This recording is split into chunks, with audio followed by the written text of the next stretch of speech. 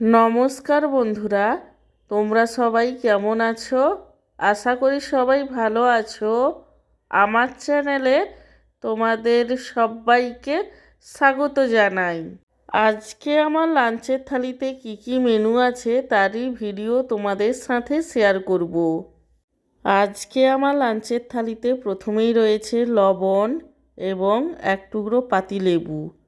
তারপরে রয়েছে গরম গরম সাদা ভাত, আলু ভাজা, শুক্তো, মুগের ডাল এবং সব শেষে রয়েছে কুমড়োর ঘন্ট।